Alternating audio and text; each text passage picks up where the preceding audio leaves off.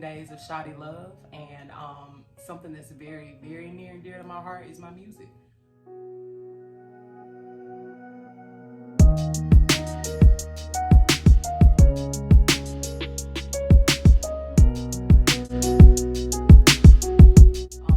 I haven't been as involved, or I guess as active with my music as of lately, because I am running two businesses. So I'm running, of course, Shea Butter Shawty, and then I'm also the chief operations officer for Truzy by Truzy. So I'm a busy girl, got a busy plate, but of course I do still find time, make time for my music.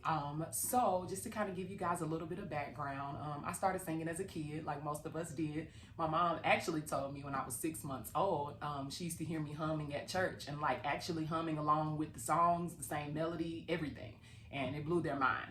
But it wasn't until I turned probably about 7 or 8, I got into the church choir and I blossomed. Everybody knew then, like, music is gonna be something that's very, very serious. It's gonna be a big part of her life.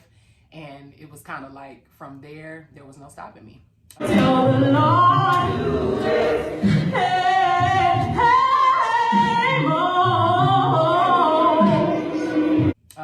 I started writing really, really early. I actually started writing songs at about 8 or 9.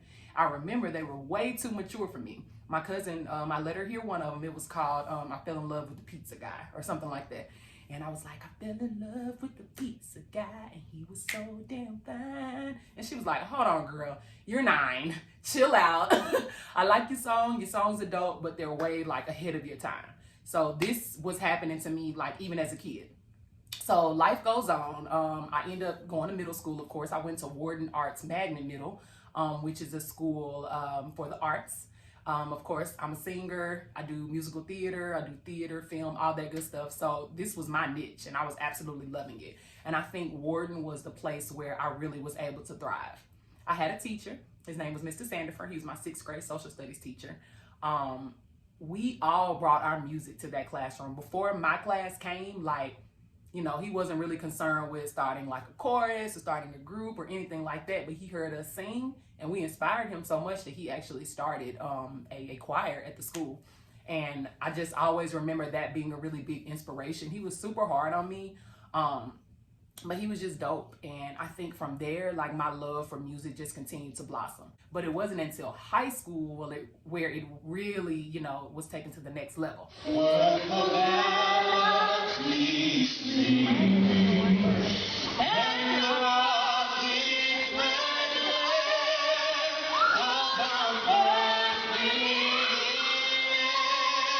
So I actually attended a school called Nashville School of the Arts, if you guys have ever heard of it. I actually got in for theater, not music. I auditioned for chorus, but I don't think I had the type of voice, or the song that I sang at the time wasn't, you know, the type of song that they were looking for. So I did not get in for chorus. However, I got in for theater. And so this is where my love for theater grew. I won't tell y'all about theater today because that's another one of my loves for 10 days of Shawty love. Just music today. So because I didn't get in for chorus, I still wanted to be involved in music in some way. So I ended up auditioning for a band called Pop Ensemble, which was inside my school. It was headed by Richard Griffin, who I'm still very, very close with now to this day. He's actually played for me at some of my events. It was really cool because he saw something in me that I don't think anybody up until that point has seen. He saw my ability to really stand in front of a crowd and like keep the audience engaged. And I could tell that from my audition.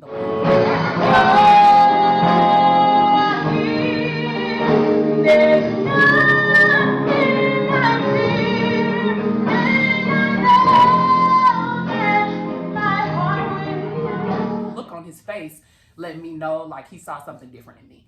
And throughout my time at NSA, throughout my time in Pop Ensemble, it was nothing but growth. It was constantly pushing me to sing those songs that were outside of my comfort zone, you know, constantly, you know, just keeping me understanding that like this music thing ain't easy.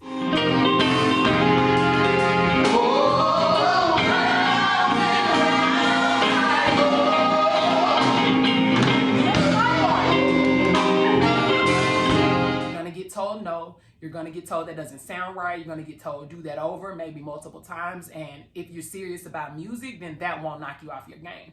And so for me, you know, it was a little bit humbling, but it definitely pushed me to where I needed to be. So after high school, you know, I was still pretty much taking my music seriously. So that summer, I gave birth to my son. And that summer, I also went and tried out for American Idol. So that was cool. You know, I didn't get past the first round. Not, you know, it is what it is. There are tons, hundreds of thousands of people who, you know, audition every year. So, you know, no hard feelings felt. I now understand the strategies of auditions, but I digress. I think through that opportunity, I realized like music is dope, but there are other things out here in the world. And if I'm putting all my eggs in one basket, I'm going to continue to end up hurt. So keep the music fresh, keep working on the music, keep doing your thing with the music, but also allow yourself to grow in other areas. And so that's what I did. I allowed myself to grow. So later on, when I turned about, I say 26, I decided, all right, I've been playing long enough with this music thing. By this time, I had auditioned for The Voice. I had auditioned for The Voice actually twice, American Idol again. And I was like, I want to take my music to the next level.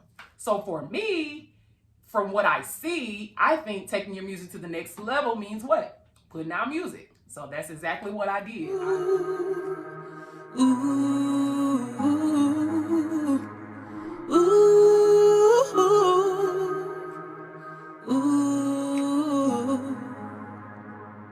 Damn, I lost so many nights of sleep, crying over what he did to me. I can't believe I really had the nerve to do the very same thing to her. With a team of people who, you know, I had known growing up or who I had made relationships with as an adult, and we put that thing together. I got a really dope producer. His name is Jeff Butterworth, and he really helped me to come up with a vision for what I wanted my EP to be. I wasn't as strong of a songwriter in my early 20s. I was just kind of flying blind and listening to what I heard on the radio and kind of trying to match that. But I didn't know and understand all the techniques that I know now. So when I go back and listen to that music, there are lots of things that are missing. There are lots of things I wish, you know, I had waited and tightened up before putting out. But like at that time, it's like I felt like the world needed to hear me. It had been trapped inside so long. I was like, something's got to come out. And so I ended up putting out an EP in 2018, and it was called Set Free. So it kind of told the story of what I went through all throughout high school, with being a young mom, with being a young wife, with experiencing divorce, and then experiencing dating after that. So that EP was just like everything. I poured literally my heart and soul into it, and I pushed that thing, y'all. I went to work. I was teaching at the time. I went to work, told all the teachers, principal, everybody, I'm performing. I need y'all to buy y'all tickets. Come out. Like everybody. And I packed, you know, for the space that I had, we packed that place out.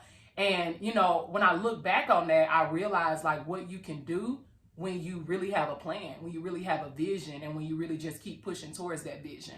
Oftentimes we get afraid because we put the cart before the horse, and we're like, oh, I ain't gonna be able to do all of this because this is gonna take this. But sometimes it just takes one step at a time. And that's what I was doing. And, I think just during the process, I learned a ton about myself. I learned, you know, what I didn't want in this music game. I felt like the artistry part really, really burnt me out, you know, because I didn't have the team I needed, the full team that I needed. I was wearing a ton of different hats, and I was exhausted. It's been a long time coming, but I know a change gon' come.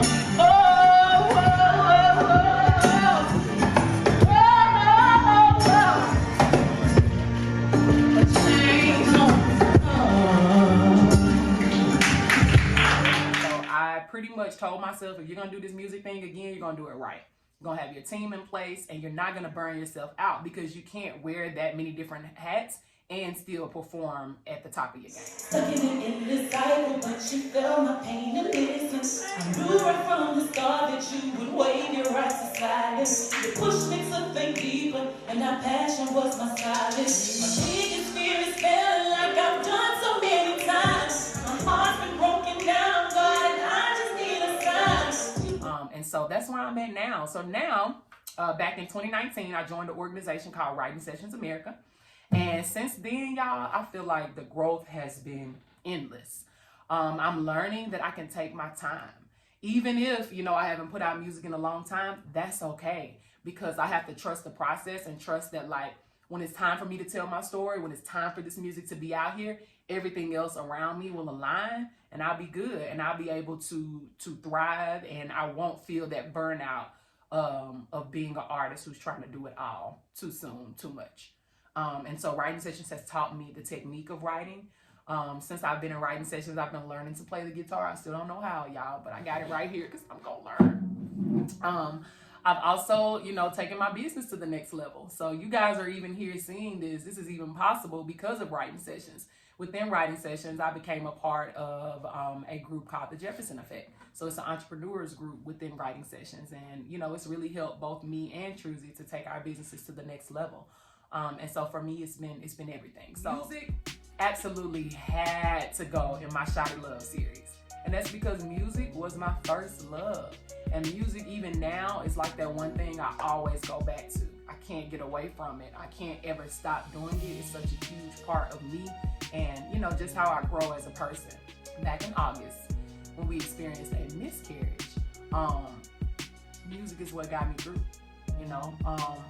we had boot camps at the time because I'm in Writing Sessions America, and just being able to write the songs, being able to process everything I had been through, being able to be around others who had also experienced the same thing. Like, music got me through. There are many parts of me I'm still figuring out, many triggers that I don't understand. So music is definitely near and dear to my heart. And I couldn't imagine doing this Shawty Love series without telling y'all about my love for music. So I do hope you guys continue to watch. I'm gonna be doing this thing every single day, 10 days of Shawty Love. We're building up to our launch. We're launching all new products, not all new, but several new products and all new packaging on February 1st. I will see you guys tomorrow for day 2 of Shawty Love, and you guys will find out then what my love is for day 2. So I'm out. Peace.